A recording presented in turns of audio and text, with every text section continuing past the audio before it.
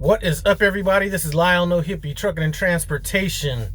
I'm coming at you from the TA in Monroe, Michigan, just outside of Detroit. I'm going to be delivering down in that area tomorrow morning. It's about 2 p.m., so I'm going to get that good relaxation in. You know what I'm talking about? I like getting on top of loads and getting them out early so I can relax. What I wanted to talk about in this video, and I am going to be getting to that home buyer video, just need to put a few more things in place as far as I want to write a couple things down. But I wanted to talk about what you need to do on your first load at Prime. And this could be at any company, possibly, I don't know. But listen, when you get your truck, you're going to go to Success Lease and they're going to give you a checklist. You're going to go over to Bay 47, I believe. You're going to get all the stuff you need. You know, you're going to get, I wouldn't suggest getting wiper fluid there. Do not get your wiper fluid at Bay 47, because when I went there in the middle of winter last winter, they gave me regular windshield wiper fluid and that stuff was froze up in my thing. So don't get that there.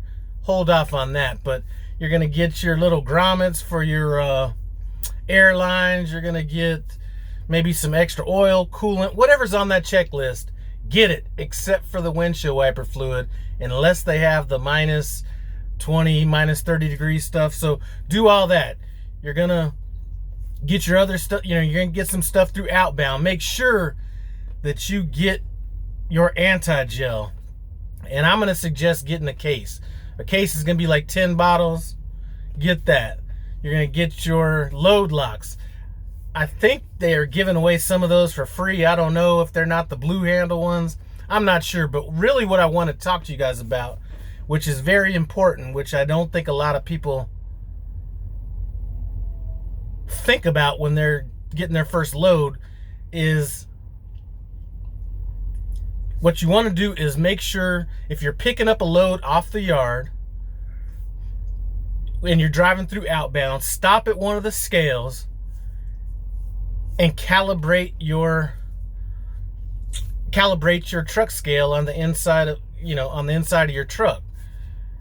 You know, because that thing may not be calibrated correctly. As a matter of fact, when you first get your truck, I'm going to probably assume that it's going to be off to some degree or another. So pull up on the scale, look at what the scale says for your drive tires. On your little scale inside the truck, there's going to be a little place where you could put like a little screwdriver or whatever, and just dial it to whatever weight is on, whatever weight is showing up on the scale, okay? That's important. I don't think that a lot of people are doing that on their first load, and that could get you in trouble down the road if you actually rely on your in-cab scale. So that's the first thing.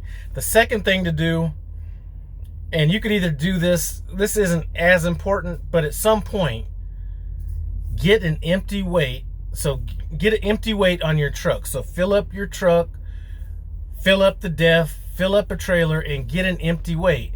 So once you get that empty weight, subtract that from 80,000. That lets you know what the maximum weight is that you can have on your truck at any time. So those are two things that I think are very important that might get lost in this, lost in the excitement of getting out there on your first load, but they are very important. Calibrating your scale, more important than the empty weight, but just knowing what your empty weight is, full of everything, will allow you to know what your max is. Now there's only been, and actually keep the scale ticket just in case. I've only had one person ask me for a empty, you know, for empty weight scale ticket, but just keep that on hand. I have had people ask me what is the max that I could carry. I was in Washington. I was going to be bringing out some French fries or something like that, and they asked me what's the maximum weight you could carry. The maximum weight I could carry was about 35 and a half, or not 35, 45 and a half, somewhere in there.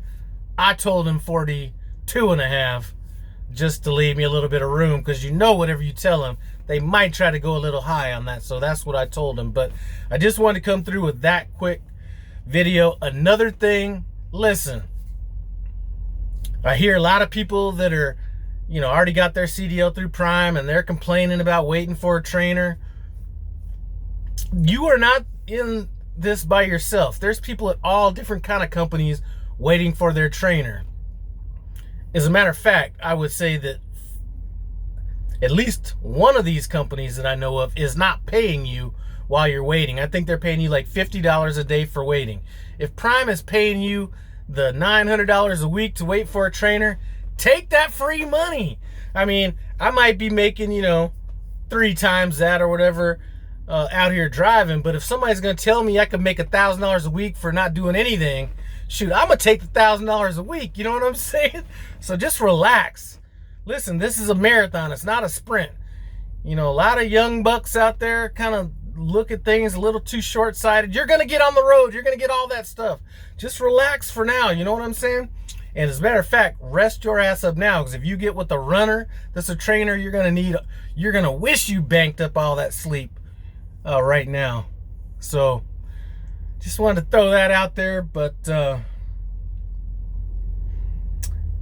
about to run in here, get a little shower. Not in a hurry, seeing as how I'm going to be here probably till about at least 6:37 in the morning. I deliver at 9:30 in the morning, so might get out there a little bit earlier. They did say that there was overnight parking-ish, but on the Prime notes, it had mentioned cargo theft, and if you look at the Google reviews, it mentioned some cargo theft. So I figured, you know what, I'm 40 miles away. Let's just pick this shit up in the morning and do it then. 40 minutes off my clock or 60 minutes off my clock isn't going to change things all that much. But that is it. I do appreciate you guys stopping by No Hippie Trucking and Transportation, though. As always, comment, subscribe, and I'm out.